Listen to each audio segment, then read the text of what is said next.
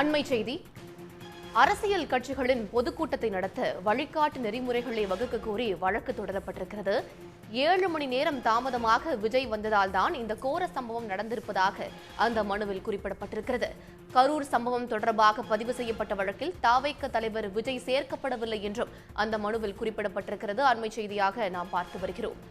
வழிகாட்டு நெறிமுறைகள் வகுக்கும் வரை எந்த ரோட் ஷோவும் நடத்த அனுமதி வழங்கப்படக்கூடாது எனவும் அந்த மனுவில் தெரிவிக்கப்பட்டிருக்கிறது. அரசியல் கட்சிகளின் பொதுக்கூட்டம் நடத்துவதற்கான வழிகாட்டு நெறிமுறைகளை வகுக்க கோரி வழக்கு தொடரப்பட்டிருக்கிறது. இது பற்றிய கூடுதல் தகவல்களை வழங்குவதற்காக நம்முடைய சிறப்பு செய்தியாளர் ரமேஷ்குமார் இணைகிறார். ரமேஷ், விரிவான தகவல்.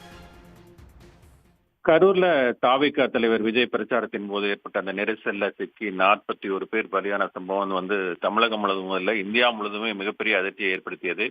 இந்த நிலையில தான் அனைத்து அரசியல் கட்சிகளுடைய அந்த ரோடு ஷோக்களுக்கும் வழிகாட்டு நெறிமுறைகளை வகுக்க தமிழக அரசு உத்தரவிட கோரிதான் சென்னை வெள்ளிவாக்கத்தைச் சேர்ந்த PH தினேஷ் என்பவர் சென்னை உயர்நீதிமன்றத்துல மனு தாக்கல் செய்திருக்கிறார்.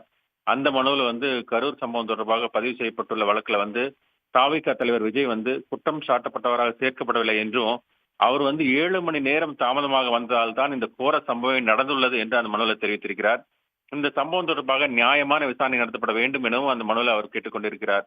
இது போன்ற சம்பவங்கள்ல இனிமேல நடக்காதபடி அனைத்து அரசியல் கட்சிகளினுடைய ரோடு ஷோக்களுக்கு ஒரு வழிகாட்டு நெறிமுறைகளை தமிழகத்தில் வகுக்க வேண்டும் என்றும், நெறிமுறைகளை மீறும் பட்சத்தில் நிகழ்ச்சி ஏற்பாட்டாளர்கள் மீது மட்டுமில்லாமல் சம்பந்தப்பட்ட கட்சி தலைவர், ரோடு ஷோவில் பேசுபவர் மீதும் குற்றவியல் நடவடிக்கை எடுக்கப்பட வேண்டும் எனவும் அந்த மனுவில் கேட்டுக்கொள்ளப்பட்டிருக்கிறது.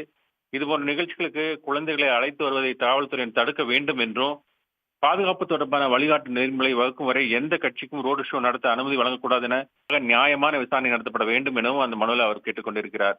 இதுபோன்ற சம்பவங்கள்ல இனிமேல நடக்காதபடி அனைத்து அரசியல் கட்சிகளினுடைய ரோடு ஷோக்களுக்கு ஒரு வழிகாட்டு நெறிமுறைகளை தமிழகத்தில் வகுக்க வேண்டும் என்றும், நெறிமுறைகளை மீறும் பட்சத்தில் நிகழ்ச்சி ஏற்பாட்டாளர்கள் மீது மட்டுமில்லாமல் சம்பந்தப்பட்ட கட்சி தலைவர், ரோடு ஷோவில் பேசுபவர் மீதும் குற்றவியல் நடவடிக்கை எடுக்கப்பட வேண்டும் எனவும் அந்த மனுவில் கேட்டுக்கொள்ளப்பட்டிருக்கிறது. இதுபோன்ற நிகழ்ச்சிகளுக்கு குழந்தைகளை அழைத்து வருவதை காவல்துறையினர் தடுக்க வேண்டும் என்றும், பாதுகாப்பு தொடர்பான வழிகாட்டு நெறிமுறை வகுக்கும் வரை எந்த கட்சிக்கும் ரோடு ஷோ நடத்த அனுமதி வழங்கக்கூடாது என காவல்துறைக்கு உத்தரவிட வேண்டும் என்றும் அந்த மனுவில் ஒரு கோரிக்கையாக வைக்கப்பட்டிருக்கிறது. கரூர் துயர சம்பவத்துக்கு பொறுப்பானவர்கள் மீது கடுமையான நடவடிக்கை எடுக்க வேண்டும் என்றும் அந்த மனுவில் கேட்டுக்கொள்ளப்பட்டிருக்கிறது. இந்த வழக்கு விடுமுறை குழு அமர்வு நீதிபதி N செந்தில்குமார் முன்பு வருகிற வெள்ளிக்கிழமை விசாரணைக்கு வர இருக்கிறது. விரிவான தகவல்களுக்கு நன்றி ரமேஷ்குமார்.